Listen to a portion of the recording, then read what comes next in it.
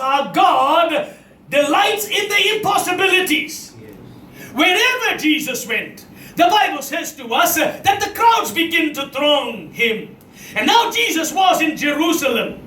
And as his fame went about, there was a crowd that thronged and came after Jesus. And the Bible says as many as were there were healed of whatever disease, whatever plague, demon possession. God touched them and set them free completely. And the Bible speaks to us about a certain woman who had an issue of blood for 12 long years. Can you imagine? She had a continuous flow of blood coming out of her body. It was an issue. It wasn't hemorrhaging cancer. There was bleeding all the time. If you read the book of Leviticus chapter 17 and verse number 11, God says life is in the blood. Basically, as she was wasting away blood for 12 long years, her life was quickly and certainly ebbing out of her.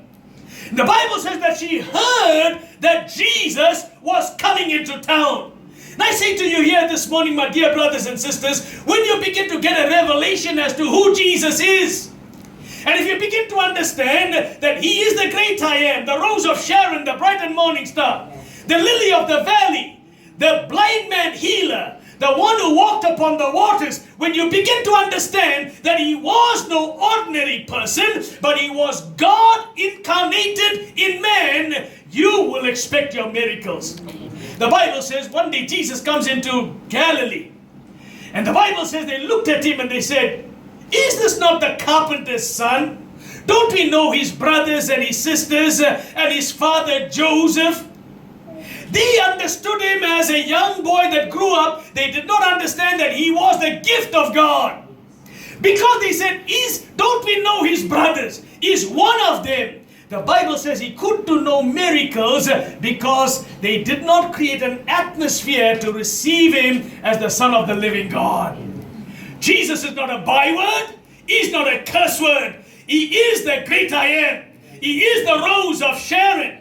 He is the fountain of living waters. He is the bread that came down from heaven. This woman, the Bible says to us, was in a precarious situation. So much so for 12 years, her blood oozed out of her body, and that by virtue of her strength leaving, she became bent over and sick. Her last opportunity was to come and meet Jesus. How many of you know today, whoever calls out to Him with a pure and an open heart, Jesus will hear you. The Bible says He shall be found of them that diligently desire Him. This woman heard about this crowd and she knew that Jesus was coming into town. This woman was in a desperate situation.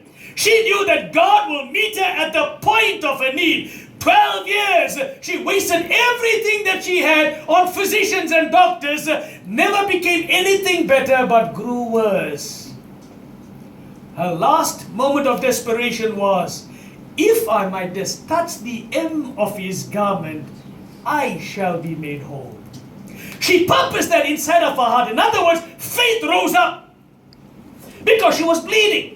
And according to the Levitical law, if a woman is in menstruation or bleeding, she can't touch the high priest. Any high priest who's touched by a woman that's menstruating becomes unclean. But this is not just an ordinary high priest. Can you say amen, somebody? He's not just an ordinary high priest. He is the great I am. You see, anybody who touches a high priest, the high priest gets contaminated. But whoever touches this high priest, they get healed. She said, but if I might touch the hem of His garment, I shall be whole. According to Judaism and the Mosaic law, she had no right to touch Him. According to the law, with the problem that she had every reason to be stoned to death. You see, my dear brother and sister, desperation must drive your destiny. Are you hearing what I'm saying? Desperation must drive your destiny. If you die, you die. But Lord, I'm going to get a hold of the odds of the altar, and I'm expecting you for my miracle because I believe that you're going to touch me at the point of my need. Whilst the disciples must have pushed everybody away. She said, if I can't touch His feet, I will just touch His cloak, the hem of His garment.